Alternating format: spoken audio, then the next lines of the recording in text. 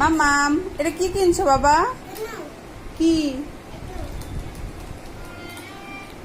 Lollipop? কে কিনে দিছে? দাদা। মাকে একটু দিবা? কেন? মা একটু খেতে ইচ্ছা করতেছে, একটু দেও। তুমি খাবা? তুমি একটু খাও, মার একটু দিও, একটু দিও। কেন? একটু দিও। দেখি দেখি তোমার ললিপপটা। ওয়াও, খুব সুন্দর তো। এই যে মা এখন খেয়ে ফেলবো। তুমি খাবা? দাদুকে থ্যাংক ইউ বলছিলাম। Thank you.